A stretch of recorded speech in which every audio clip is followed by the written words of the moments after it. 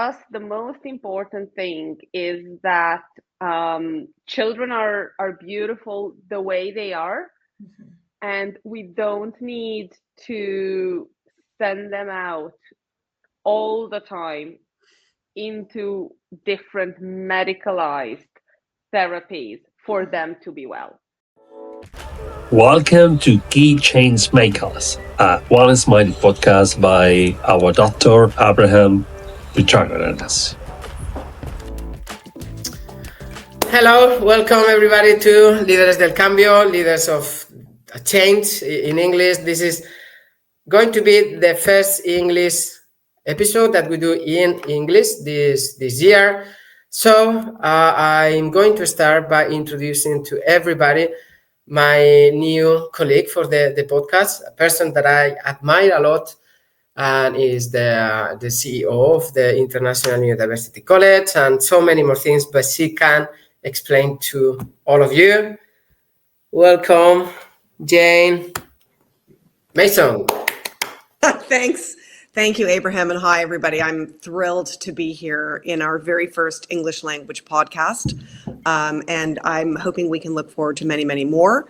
As Abraham said, he and I and our third founding partner are colleagues in the International Neurodiversity College. I am the CEO, and my role in the college is to help us experience the sustainable growth that we look forward to in order that all children in the world can reach their potential.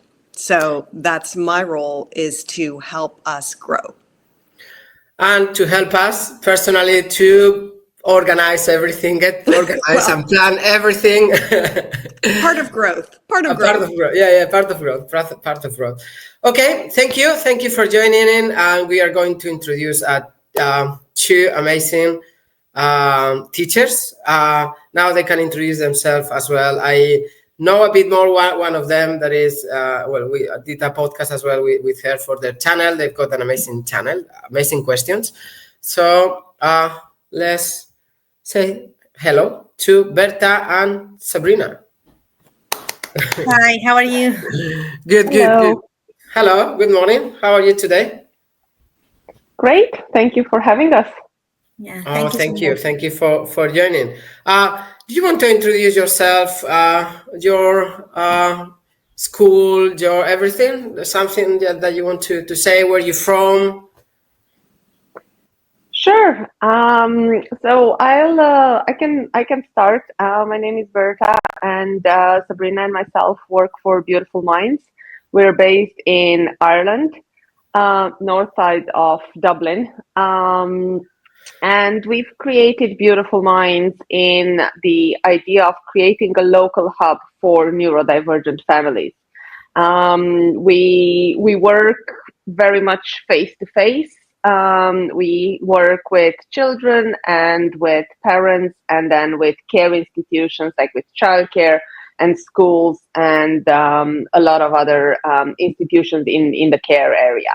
So we provide a series of support services, and we enjoy playing with children and just want to create a safe, non-judgmental space where everybody can be themselves and where there is kind of less desire to just change for the sake of changing themselves.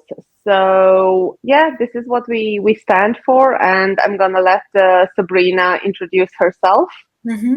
Thank you, Berta. Well, I'm Sabrina. I'm autistic, ADHD, and gifted myself. Neurodivergent is my passion, my professional life, and obviously my personal life. And I'm very lucky to work in Beautiful Minds. I think it's a great project, and as Berta was saying, it's a hub for families, it's for institutions, and well, I'm a teacher, although I'm not working as a teacher anymore, but I'm a trainer, and I also work with parents, and I develop curriculums. So I think that, well, I can say that our main aim is just to have a space for children to be able to be themselves, free of mask and free of judgment. Beautiful. That's so good. It's so nice when it's something very. I talk a lot as well when, and this is we know for, all these reference around the world, no, Spanish speaking world, and when a neurodivergent individual or autistic individual choose as a profound interest autism, no, because then you focus on that and it becomes everything in your life. Okay, so we said that we were going to talk about education, and I find it a very interesting topic. As you know, I mentioned a few times that I love education, and I studied education all over the world, different.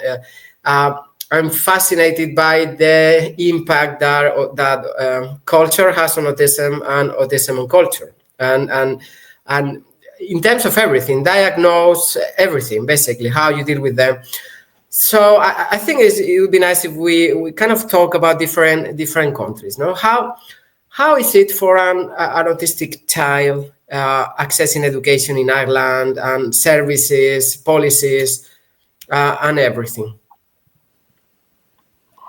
Yeah, that's a good question. And I think the first instinct of anyone who's asked this question specifically about Ireland is to start to blame, the services and to show where the faults are. I'm going to try and start with a bit of a positive. I do think in terms of mindset and in terms of openness to accept neurodivergence, Ireland is maybe half a step ahead of many other places and maybe a step or two ahead of other places. I do feel that in the last few years, the discussion about neurodivergence has exploded. There is this neuroaffirming approach where we accept people as they are, has taken a lot of space in the community, and we talk about it a lot. So that's all good. That's all good signs. Are we there yet? Not even far. We can see, we can feel the change happening, but with every systemic change, it's happening very, very slowly. So if we look in the newspapers, if we look in the autistic community, children still have difficulties accessing school places. There are a lot of children who don't have places in school. Those who are in schools, a lot of times are still misunderstood. A lot of times they don't have access to the right resources, unfortunately. And it's the same with the services as well. So there is this massive kind of scandal, I would even dare to call it, about not having access to the right services. A lot of more and more people are asking for the services, and I think there is a lot of pressure on all the authorities to step up their game. But in terms of people's mindsets and kind of desire to change and discussions, even in the news, even on the TV, on podcasts, we are moving in the right direction. It's just a very long, slow, unfortunately, road there. Sabrina, I'm sure you have a bit of different opinions because you've actually accessed education in more countries than me. Yeah, well, I agree with mostly all the things that you've said. It is true that there's a feeling that, everything is moving forward, which I think is really good. The neuroaffirming side of it, it's out there and we're all, getting familiar with the term. And I still feel like, culturally speaking, there's still fear to be different, right? And fear to be judged. And there is also a bit of frustration because when you receive, and let's call it diagnosis, it's like some people have told us many times that, they feel like, they give you the diagnosis and then you're like free to go without any support or more information whatsoever. So parents have been telling us that sometimes they feel lost because they don't know where to go. And sometimes if they don't receive a neuroaffirming diagnosis, they go with the feeling that something is wrong with their child. And that can be very scary. But then on the other side of it, I could tell that there's a lot of people, they are fighting for change, very big institutions. And I think it's a positive, I get a positive feeling from it. And there is willing to change and make it better. And that is the most important thing. And just while you were talking, Sabrina, one thing that came to my mind is that while maybe the adults are not fully understanding of all this neuroaffirming movement, I do find that kids grow up into a much more accepting environment than we did.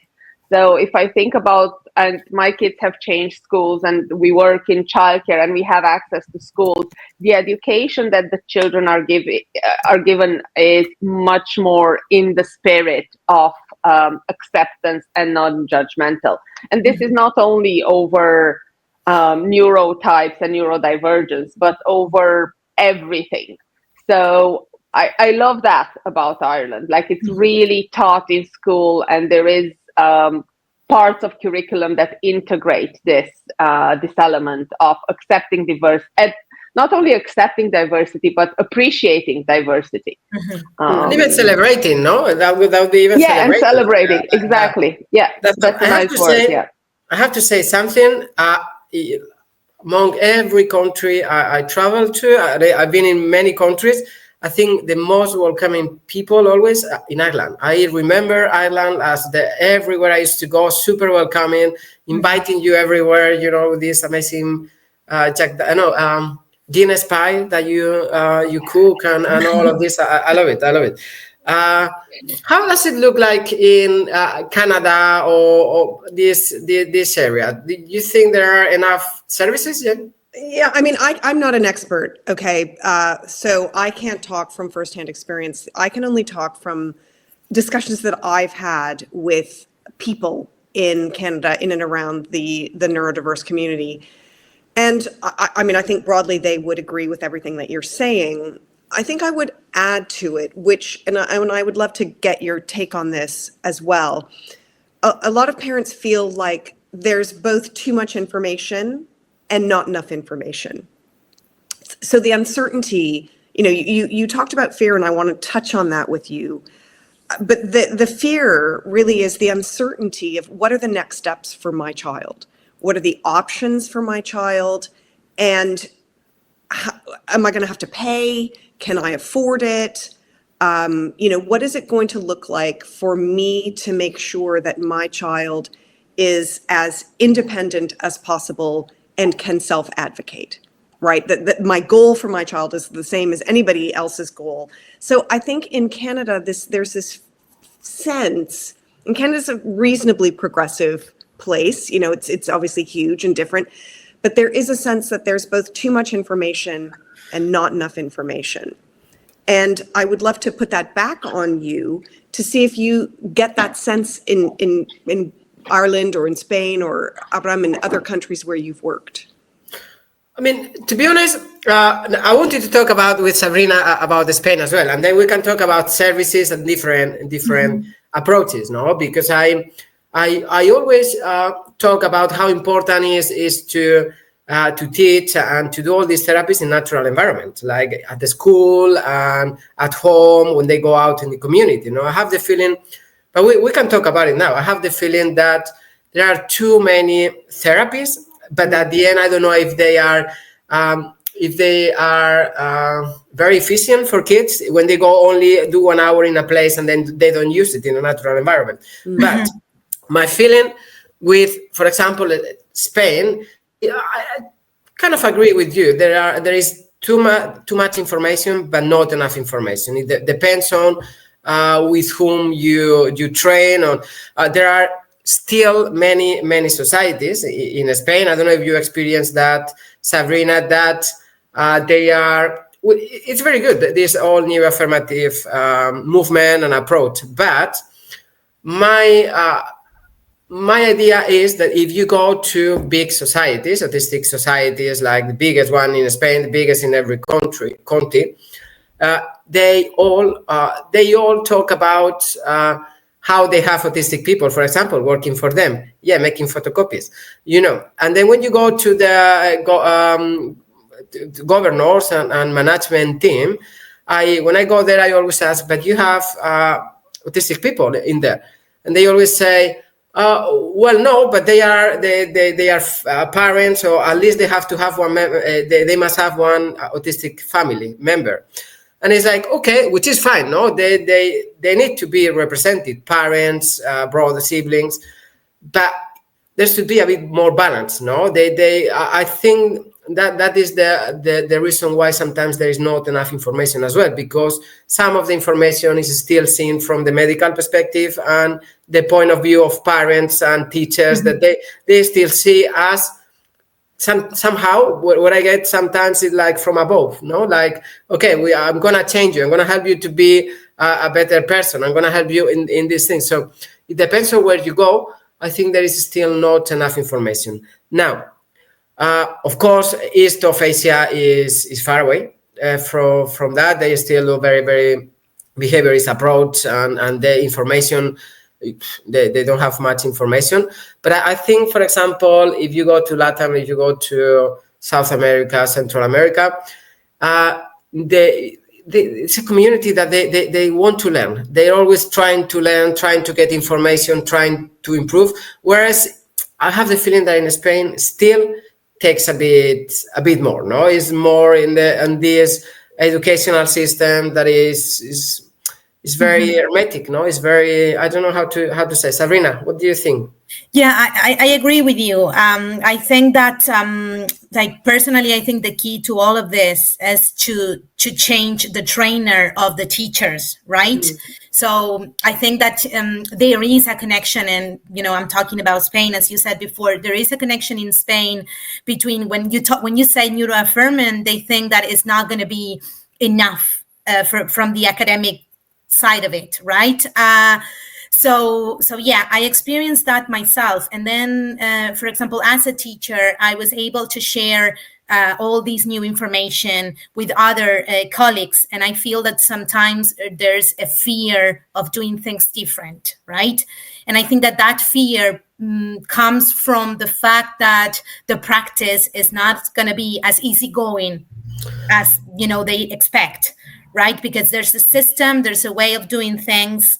And then when you offer a different approach, sometimes I think it comes maybe for, it's kind of an ego thing, or I don't know. But yeah, I agree with you on that. And then you were saying about the therapists, and it's great. I think it's grand to offer all these variety in therapies. But at the end of the day, what I think it will be ideal is for autistic children to have the tools, right, to be supported from the emotional side of it and the sensory regulation side of it on a daily basis. So be able to include these tools at home or everywhere, because obviously if you're going to go into a specific place, like for example occupational therapists, they have these amazing rooms, sensory rooms with all the equipment they need, yet that child, once it's out of there, won't have all those tools at home, and it's going to look different. So and that is when sometimes we have the pressure, as a neurodivergent person we have the pressure to be more neurotypical like, right? So I think it's also about the environment. I think this is something we talk about in your podcast as well, no? The lack of information for future, not only teachers, people studying medicine, they don't know how our interoception system works, Yes. The lack of information is what brings them all that fear as well that parents have. Yes. When you have a child, okay, he's autistic, he's got ADHD. What do I do now? They struggle a lot. I asked that question about the therapist because in the UK, something I really, really like, I'm not saying that it's perfect or everything there. I think still they are on their way as well, improving, same as you mentioned about Ireland. But everybody, we've got, I mean, it's a must. You must have occupational therapists at the school. You must have speech and language therapy, and then you must have psychologists. So this is what you said. If you go to occupational therapist's room, of course they're not going to be dysregulated, but at the school they will. They have to understand all this sensory profile and everything. Berta, and what do you think? Yeah. Well, I think very much along what you two said. I think we need to accept the fact that being autistic is something like an autistic person is autistic all the time. And, it's not just autistic during the 1 hour they go to occupational therapy. And it's sometimes even too autistic. I'm too autistic sometimes. No. So the whole point is, like, I think the goal is to create a world where there is no need for therapy because the environment offers the tools that anyone can use when they need it. And I think that's where training comes in, and that's where education comes in for the children. It's lovely, and there is obviously a need in this society for these therapies, and we're not therapists, and whatever we're offering, for example, at Beautiful Minds, will never be like it's not a therapy as such, but it's an environment where, because it's sensory friendly, because it has a lot of tools and acceptance, children can learn how to regulate themselves and how to use the tools in their own rhythm and in their own way. And I think that's where, education for the teachers and then education for children plays the biggest role. Once we learn how we are as people, and every one of us, neurodivergent or not, once we learn, what regulates us, what dysregulates us, and then make an intentional effort of looking for those elements that help us, then our lives would be much easier. And just to kind of give an example, when we talk about, for example, so many adults are unhappy in their careers. If we would teach children from the very beginning of the importance of doing what you like, picking those fields and amplifying on your interests, and going into those areas that you really naturally are drawn to, so many more adults would be so much happier. Yeah. Whereas I still believe in most societies, I don't know if this is culture dependent, but in most of the cultures I had access to, is if a child is good at painting and bad at math, we still give him a lot of math support. Whereas what about if we leave math aside and we just let him thrive in painting? Like, he'd be much happier, and obviously his progress would be much better. And let me even offer, learn math through painting. Yeah, even better. Exactly. And there's so many ways of doing that.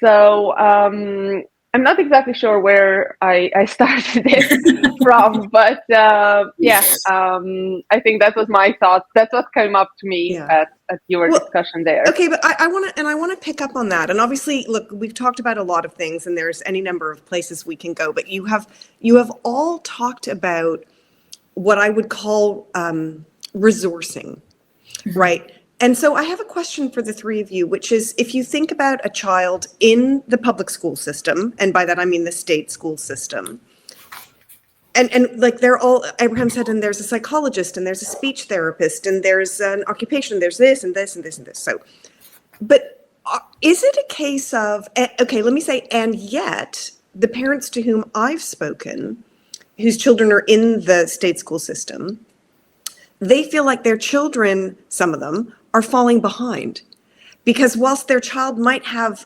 one-on-one support there, that person may not have any special training. And it seems to the parent that that person's job is to actually kind of exclude the child, right? To make sure the child doesn't disrupt everyone else, and to make sure that the child is not interrupting the class for everyone else. and to make sure the child is not making the teacher's job for everyone else harder. Okay, you can see lots of reasons why that happens. Okay, so I'm not going in a position of judgment, but what I am asking you is, if you look at that scenario, it's not like there's a lack of resources in the room. It's that the resources may not have the training that they need or the mindset that they need. So question for you, is it that much more training? Does a teacher need one whole more year to qualify in order to be able to better manage neurodiversity in the classroom? Or actually, is it a quicker fix?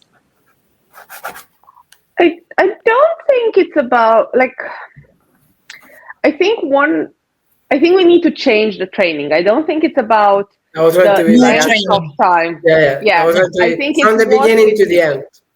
Yeah, I think it's what we teach, because even us, and I find myself as a parent of neurodivergent children, as a wife of an autistic grown-up man, I know a lot of things, and still the way I've had my education ingrained, sometimes my mind goes on to default in what we'd consider the wrong way.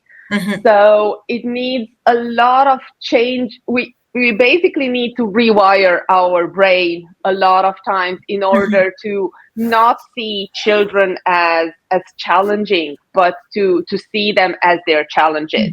And I think that goes into the classroom. That teacher, it's not like an extra module that she needs. She really needs to completely change her mind shift of, how do I make this class work for everybody at the same time?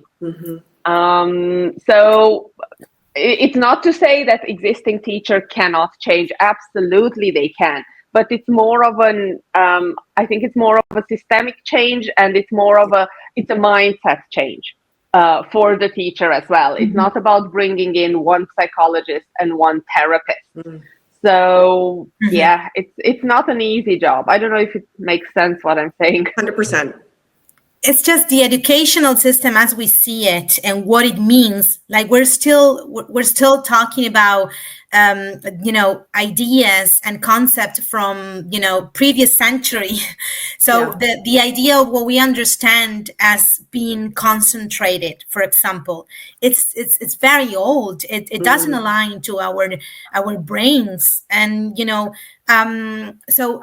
And it will be difficult. Like as a teacher myself, and I remember when I was working as a teacher, it is very difficult to cater for everyone because everyone is different. But for example, we had this model of working. It wasn't international and Montessori school, so we were like 3 adults in the room. And I remember what we did. It was we were working in groups, right?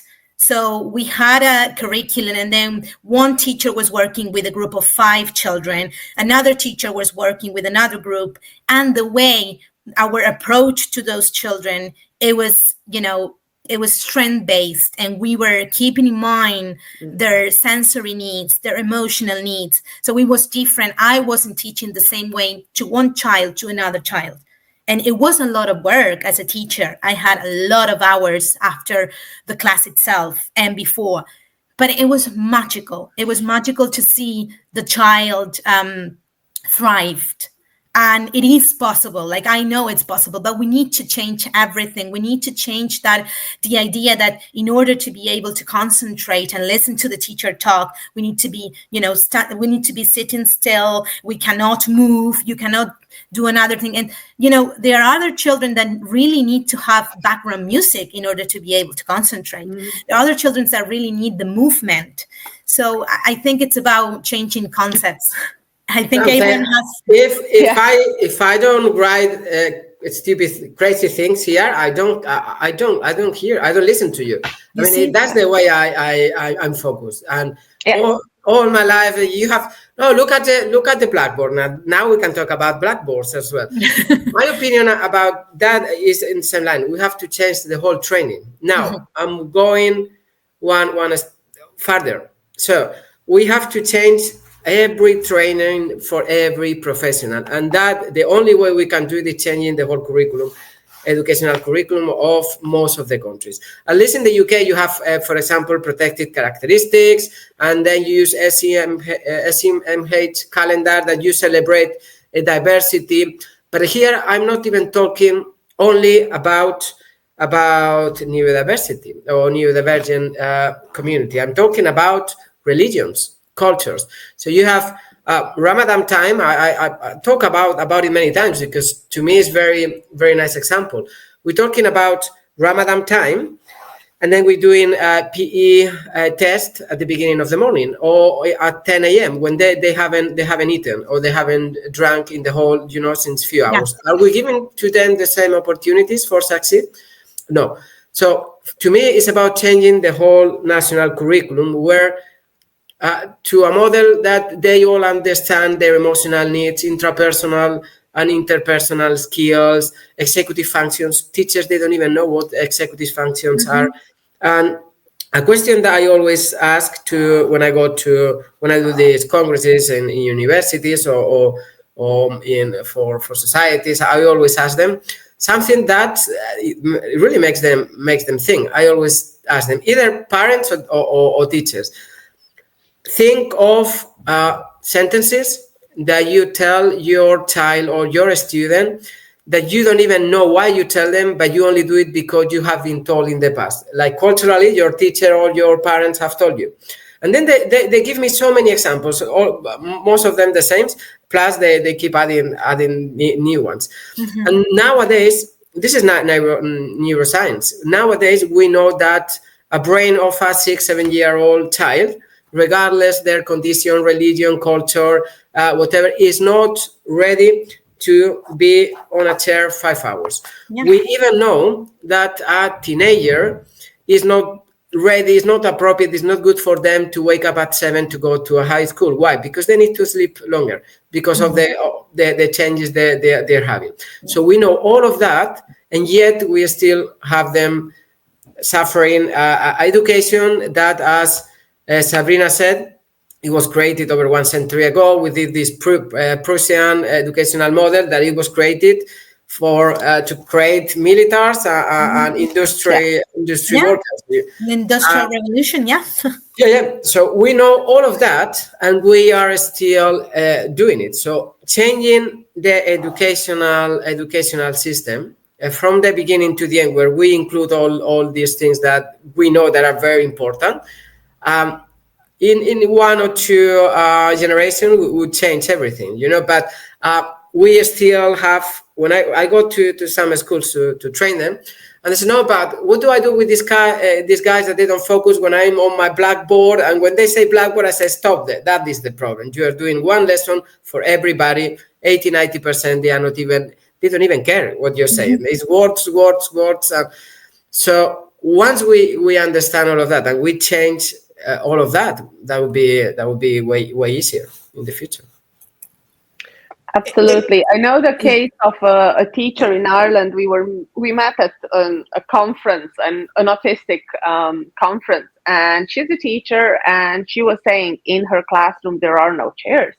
There's or they are in a corner if anyone wants them, but there are peanut bowls and yoga balls, and she's teaching, and those kids have great results, and it can be done, and nobody feels othered. It needs a bit of bravery, yes, it does, but it can be done. And I think we're in a point in society where, like you said, there's no more, like, we don't want to raise soldiers in the army. We want to raise independent thinkers. Yeah. And we're also, let's not forget, we are in a mental health crisis. So I think we need to put and to prioritize mental health as part of the curriculum, because if not, unfortunately, children are not, we're almost pushing children on the wrong path. To teach you sorry. Oh, sorry. No, go ahead. Something about it in terms of, okay, my idea is that the world has changed so much, and it's changing from 5 years to 5 years. Now we are in the artificial intelligence revolution that we don't even know what it's going to lead to. And we are still doing this sort of education that the teacher is the one with the knowledge and transfer the knowledge to the kids, where we should be giving to them the skills to research and critical thinkers. And something that sometimes I have this kind of debates or discussion with colleagues, academic colleagues in education, or if we think of, for example, I go to Vietnam. They are very behaviorist. Okay, when I arrived there as a volunteer, the second day there was an autistic guy, 16 years old. He was engaging in a challenging behavior, and they took him with a stick, hitting his head. To me, it was I was about to jump on them, and one guy told me, "Okay, this is the way they do it. Step back, let them do it, and then you explain to them why it's not appropriate." And I was explaining to them, they changed all of that. But now, what I'm saying is, in a society that is very structured, that is still a sort of very behaviorist society in general, rules very strict, very. Does it make sense? This kind of education, maybe yes, because I'm not saying that it's good, that society, but it matches. The society hasn't changed as much. They go together. But here there is a huge difference. So the society has changed so much, and education is still the same. So there is always this crash, this clash of skills. That is why I think we this mental health is helping, to this mental health crisis. I think it will be also very beneficial to include emotional intelligence education in the curriculum.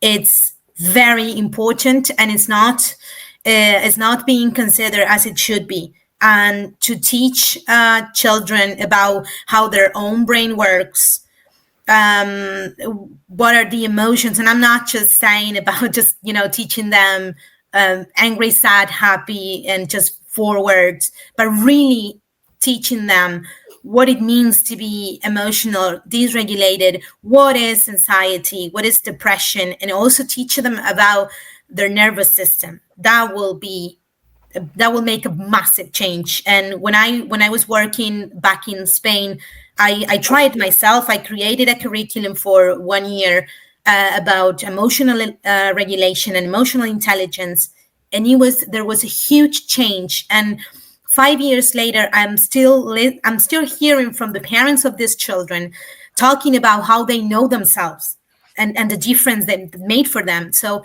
that is very important, because ourselves as adults, we don't even know what's going on with us, and that is why there's a mental health crisis, because we don't understand what's going on.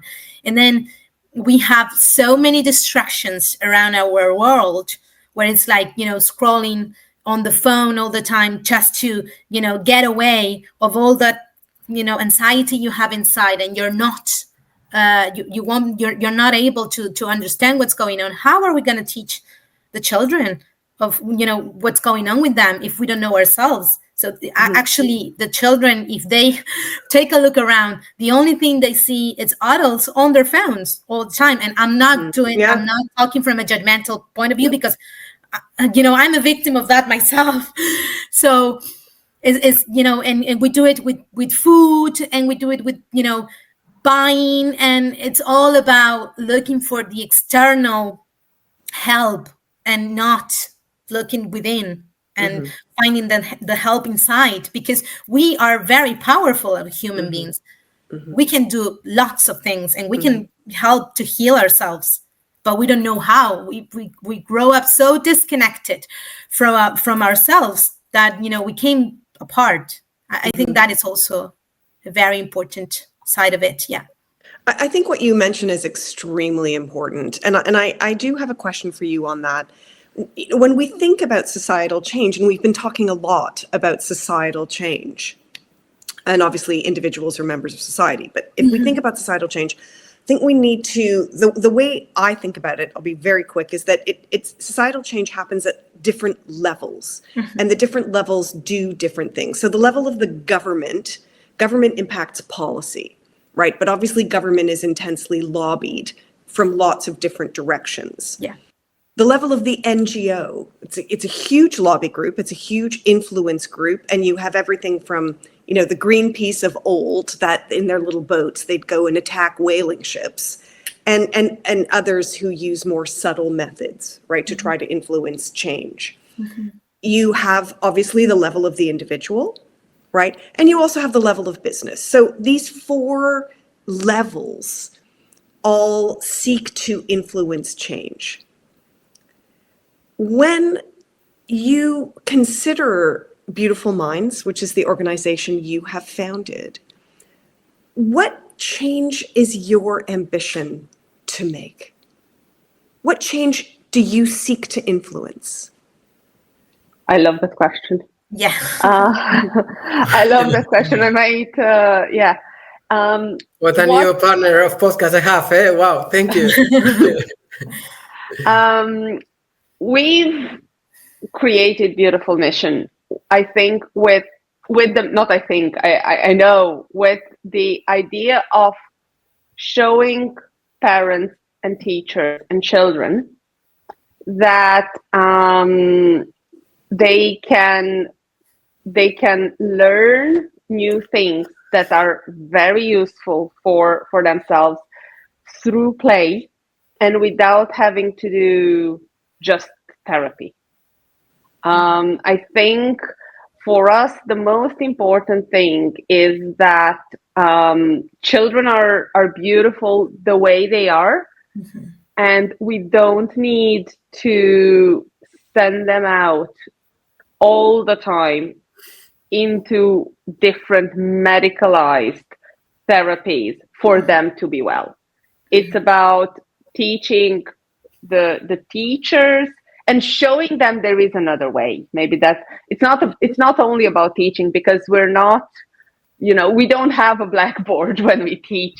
It's about sitting in a support group, discussing the challenges that we are still facing. Sabrina and myself and all our colleagues mm-hmm. are parents in this world.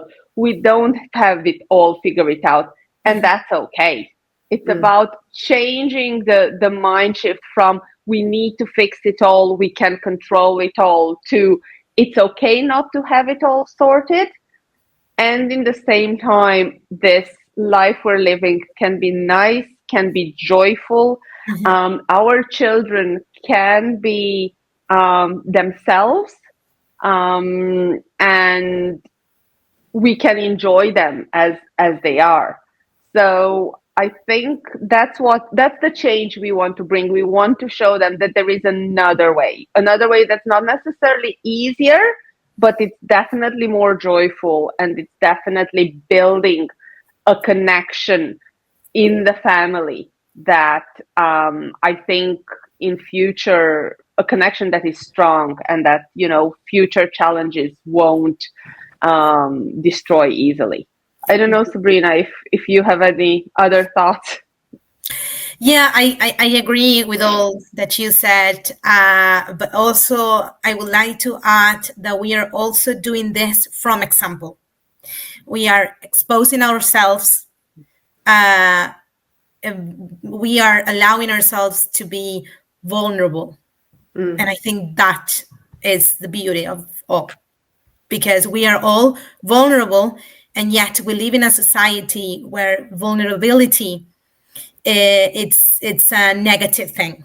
So we are showing ourselves to children and to parents from a vulnerable place, humble place, mm-hmm. and showing them that it's okay to be as we are. Mm-hmm. And the answer is not outside.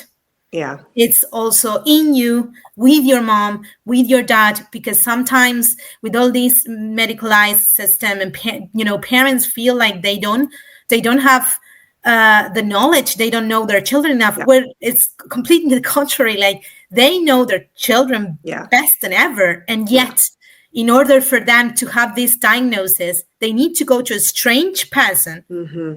to tell them who their child is. It's very crazy. Mm-hmm. So we are trying to empower parents and children, because knowledge is power. And if we want to change things, we have to start from within. Mm-hmm. And I think this is also part of Beautiful Minds. Yeah. Okay, I love that. I know Abraham has 2 questions for you, and we're up to time, but I have one last question. And it is very much pulling on what you have just said, both of you, which I think is extremely important for any listener to hear. So I'm sure listeners are thrilled to hear what you've had to say. You've talked a lot about fear, right? In one way or another, we've talked about fear, we've talked about vulnerability, we've talked about concern, we've talked about uncertainty. All of these are flavors of fear. And fear, as you know, it cripples creativity, it cripples joy, it cripples progress. Mm-hmm. What do you fear? Personally,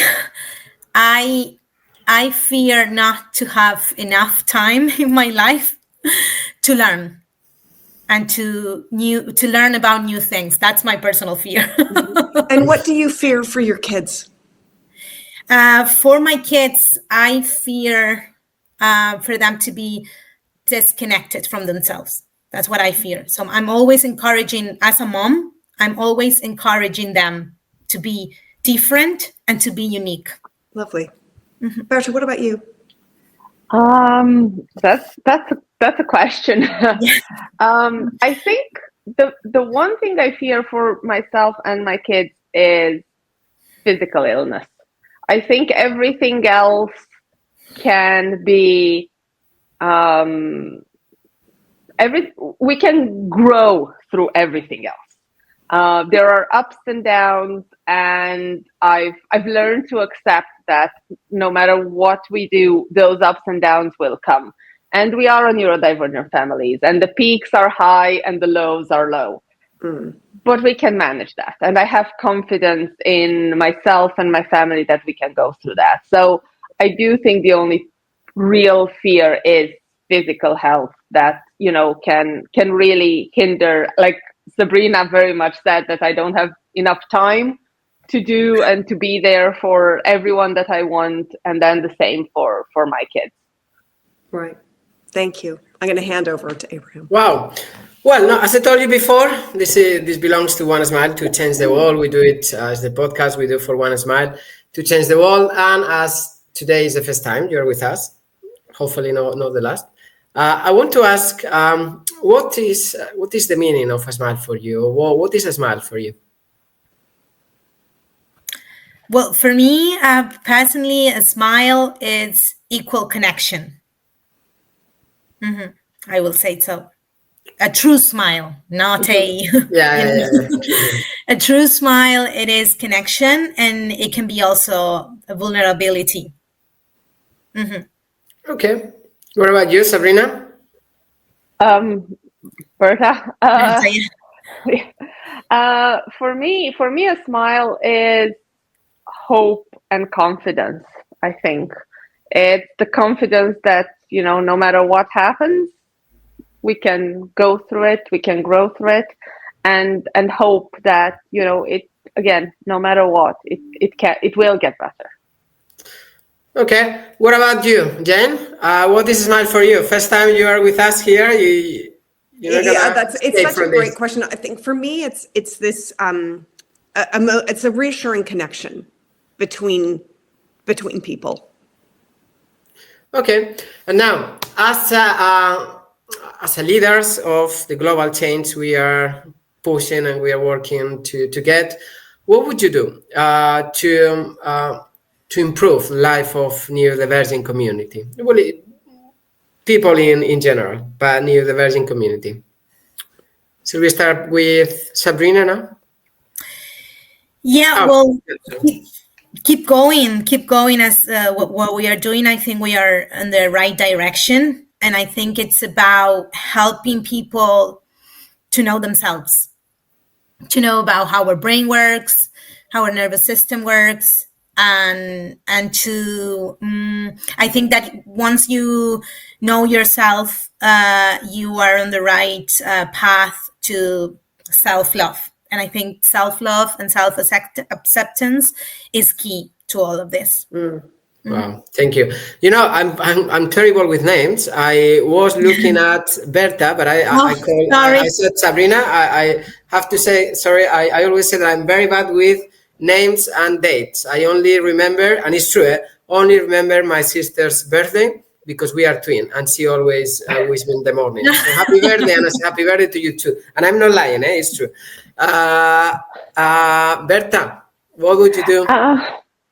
Oh God, I could do a lot of things, but to sum it up, and very much aligned with what Sabrina said, I'd love it if all the education systems in the world would start with making mental health a priority instead of academic progress.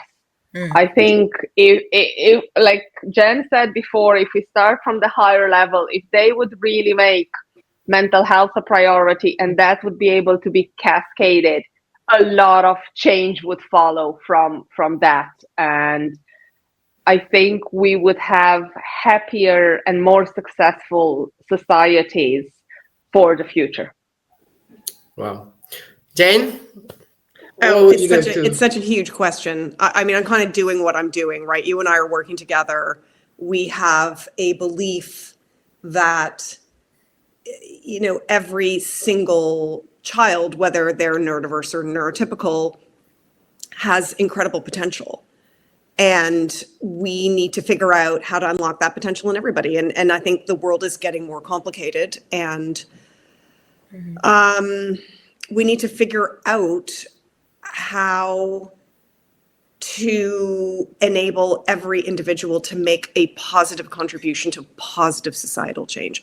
It's a massive question and a very boring answer, but and I don't have the key, but I believe we'll find the key. Okay, so that's it. Thank you so much for today, for joining in.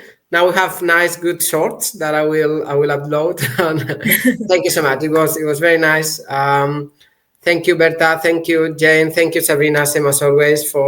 It's a pleasure. And yeah, this is Leaders of a Change. Thank you, everybody. Thank you so much for having us. Bye. Thank you. Bye.